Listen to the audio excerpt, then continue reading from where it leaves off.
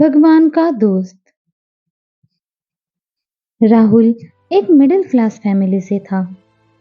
राहुल अपने नाम से काफी विपरीत स्वभाव का था, क्योंकि उसे हमेशा लगता था कि भगवान ने उसका और हर मिडिल क्लास व्यक्ति का साथ कभी नहीं दिया और उन्हें हमेशा हर एक वस्तु के लिए जरूरत से ज्यादा संघर्ष करना पड़ता है।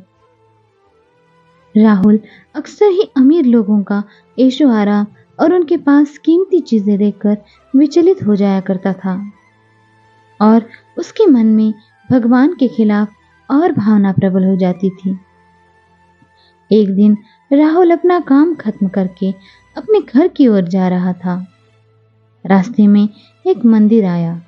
इस मंदिर के बाहर एक छोटा सा लड़का 8-10 साल का होगा, नंगे पैर धूप में गुब्बारे बेच रहा था। उसके हाव भाव और बॉडी लैंग्वेज से साफ पता चल रहा था कि कड़ी धूप में तपते हुए रास्ते पर उसके पैर चल रहे हैं।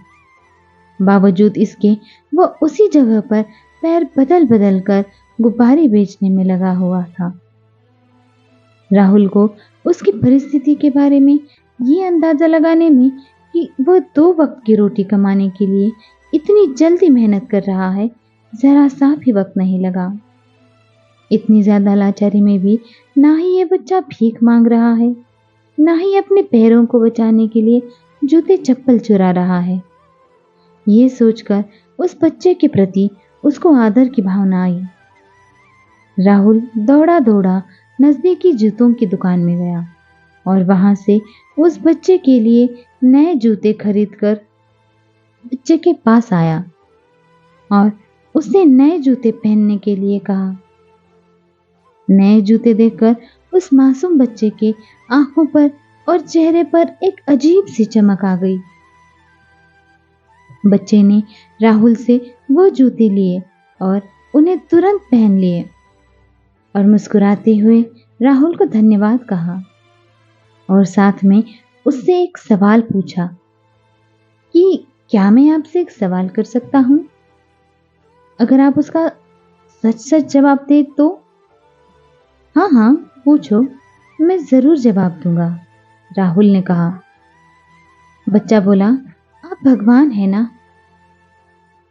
राहुल के चेहरे के हाव भाव बदल गए। उसने तुरंत कहा, नहीं नहीं, मैं भगवान नहीं और ना ही बनना चाहता हूं। तब तो आप जरूर भगवान के बहुत अच्छे मित्र होंगे।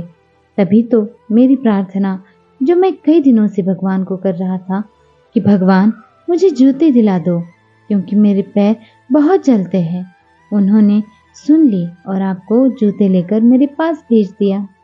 मासूम बच्चे की यह बात सुनकर राहुल का मन गहरे विचार में डूब गया। उसने सोचा, सच ही तो है, मेरे मन में अचानक इस बच्चे की मदद करने का विचार अपने आप तो आया नहीं होगा। शायद भगवान ने ही इस बच्चे की मदद करने के लिए मेरे दिमाग में यह विचार डाला। और वैसे भी हम कितने भी चीजें इकट्ठा कर ले, उन्हें हम साथ में लेकर तो जा नहीं सकते। भगवान ने हमें 2 रास्ते दिए हैं, या तो इकट्ठा करो और उन्हें यहीं छोड़कर जाओ, या जरूरतमंदों को बांट दो। इस छोटे से प्रसंग ने राहुल को जैसे आत्मज्ञान दे दिया। उसने उस मासूम बच्चे की तरफ देखकर मुस्कुराया और बोला, हाँ, मैं भगवान का ही मित्र हूँ और उन्होंने ही मुझे भेजा है तुम्हें ये जूते देने के लिए।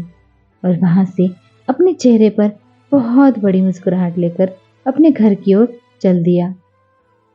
इस वस्तुवादी दुनिया में सब कुछ नाशवंत है और हम ये भूल जाते हैं कि हम जब दुनिया छोड़कर जाएंगे तो अपने साथ कुछ भी लेकर नहीं जाने वाले।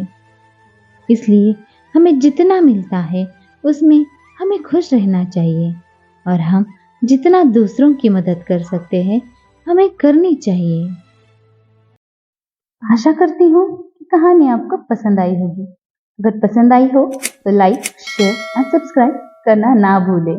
वीडियो देखने के लिए आपका बहुत बहुत धन्यवाद।